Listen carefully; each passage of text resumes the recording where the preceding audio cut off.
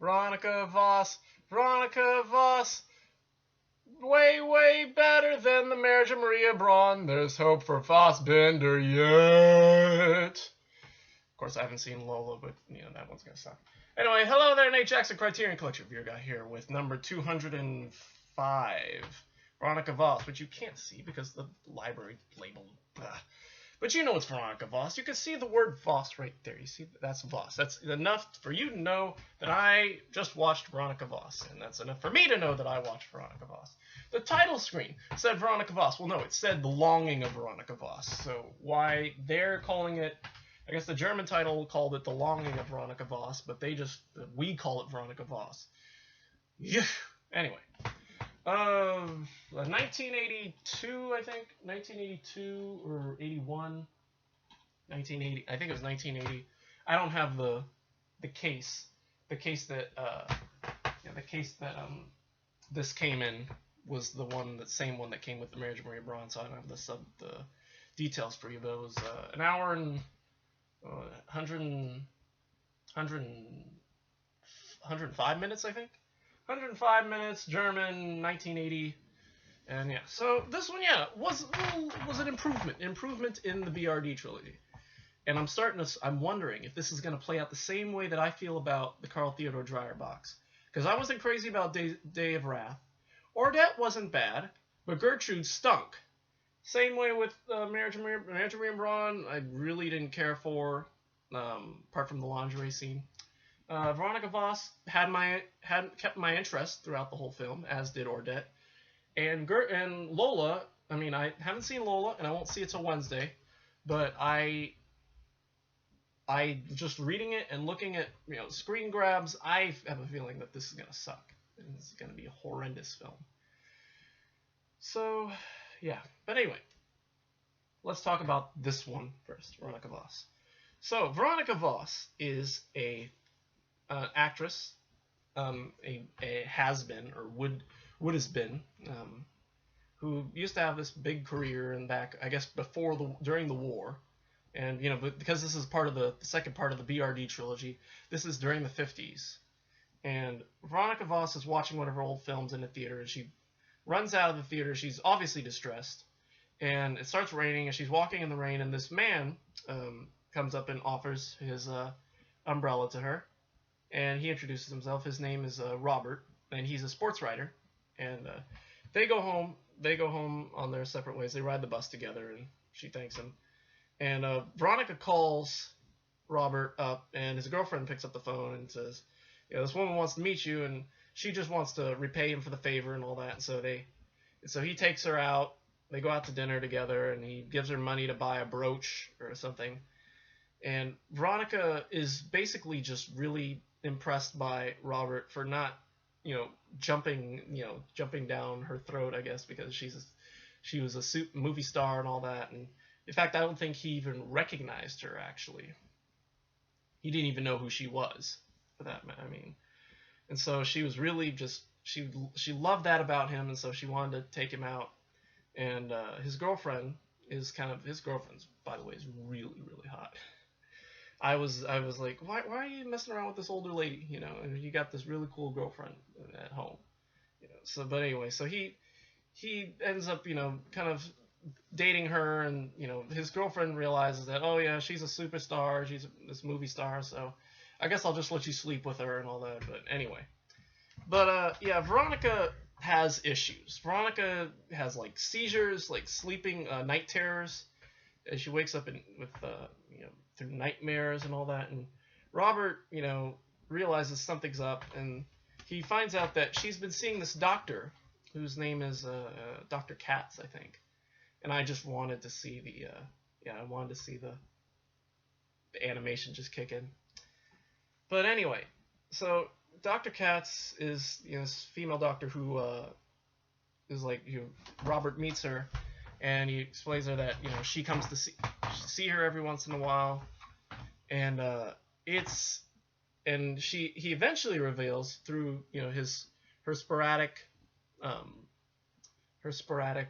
behavior and all that the doctor has been doping Veronika with morphine, and which is, I think, and she basically turning her into a drug addict. Veronika keeps coming back to her for her doses, and and eventually she finds out that they're gonna they're trying to drug her until and eventually they try to get her inheritance, get her everything, her estate basically. So with the help of his girlfriend, they find they get proof that they were drugging her. However, they become suspicious when they see his girlfriend, whose name I can't remember. It's like Hermeta or something like that. And she makes a phone call to Robert right out of the right after they get it, and so they run her over. She gets called back to it's a car accident, but they basically kill her off by running her over with the car. Robert finds out, confronts Dr. Katz. However, he has no proof because Dr. Katz is a very respected doctor. And the proof that the prescription that she wrote for his girlfriend was switched with a light sedative and not morphine.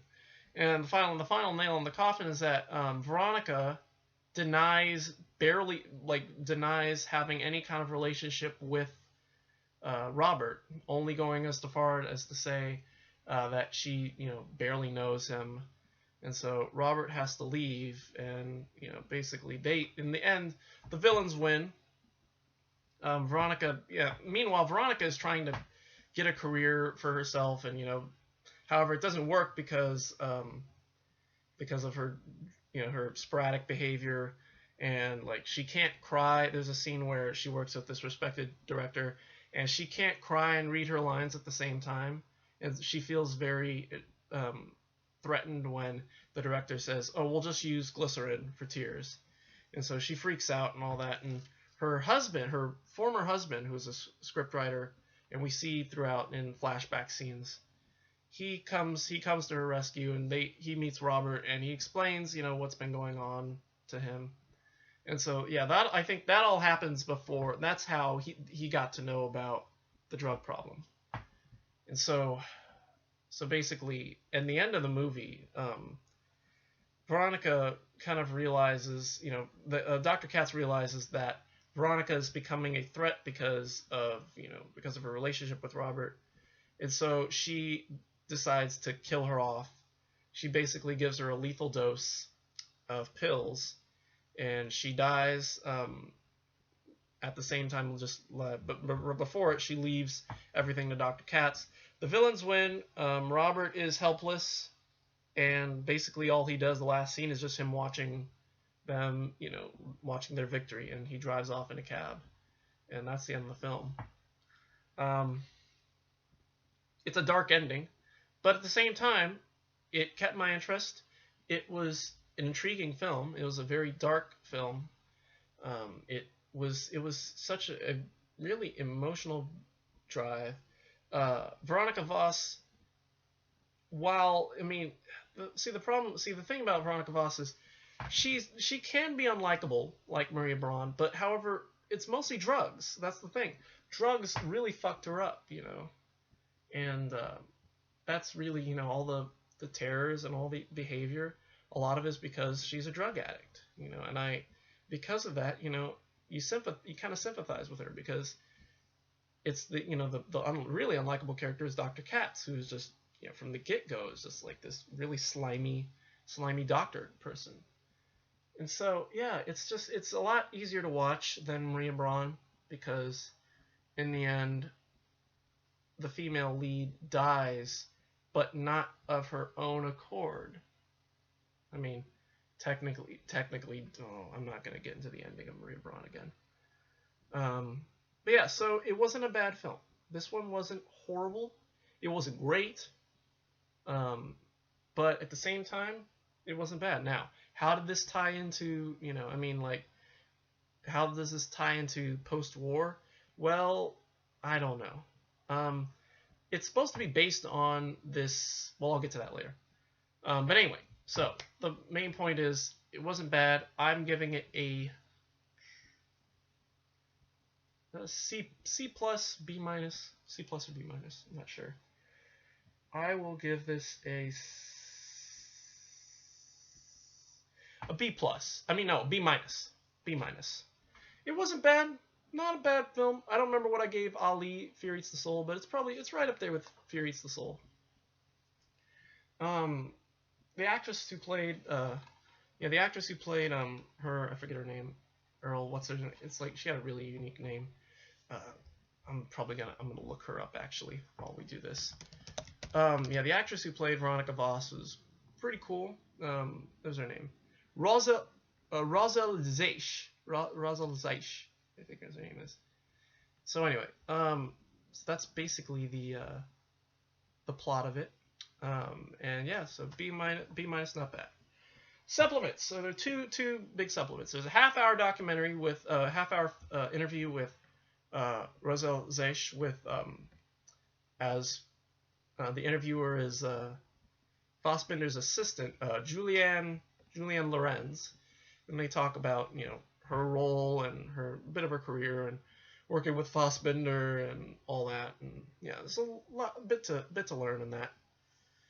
And then the other big film is a hour-long documentary, a 55-minute documentary called Dance with Death, the Tanz mit der Tod, which is about Sybil, an actress named Sybil Schmitz, who the film was loosely based on her career. But it's just mostly about her. It has a lot of extensive clips of her films, and it doesn't really touch on Veronika Voss too much. In fact, I don't think it touches on it at all. It's mostly just about her life. She starred in a remake of a version of Titanic, which was banned, I guess, because of it had social undertones and political undertones that was the reason for the iceberg and all that was supposed to represent something, I think. And yeah, so that was kind of interesting to know that she was in it. And yeah, she was a very pretty actress as well. It's tragic that she kind of had this paranoid delusions and all that, and she eventually turned to drugs and alcohol, and she died kind of almost penniless. She kept looking for work, and she had trouble looking for work in the end. And yeah, all her family kind of just sympathize with her, and at the same time just are living in reality and all that. So anyway, so that's enough of that. Veronika Voss, B minus. If you have to watch a Fassbinder film, check this out. Not a bad one. Anyway, so that's it for today. Wednesday, this piece of crap. I'm calling it a piece of crap right now, and I so want Fassbinder to prove me wrong, but I know he's gonna prove me right. So yeah. So anyway, that, and then we'll get to the supplements. Disc. It'll probably be a separate package because of the disc, because it's its own disc in the BRD Trilogy. So it'll be a separate video, and there's a lot of videos in here. This is gonna be a long disc. So Wednesday is gonna be packed to the brim with Criterion. Or I might actually do it Thursday along with Pornographers. I'm not sure. It depends on my schedule. Don't know what's going on. But anyway. Yeah, speaking of which, Pornographers will be hopefully Thursday. And then, although we may actually wait and do. Yeah, there's a chance we might do that. We might do Pornographers on Saturday. I'm not sure, because that way we can do the whole Ingmar Bergman trilogy in 1 week. We can do every single disc on this in all of next week. I'm not sure. I'm still not sure right now.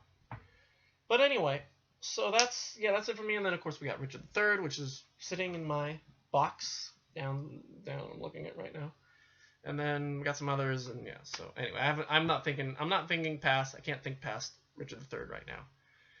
So anyway, that's it for me. Thank you for watching. Don't do drugs. Don't kill people with cars. Dope people with drugs. And I know there's a really specific one that I could think of. And don't sleep with has-been actresses when your girlfriend's really fucking hot. Don't do it. Yeah. So anyway, there's your supplement. There's your questions. There's your morals. That's it for me. Thank you for watching. We will see you tomorrow, or see you on Wednesday for Lola, and maybe the supplements. Not sure, but definitely Lola. Yeah. Until then, goodbye.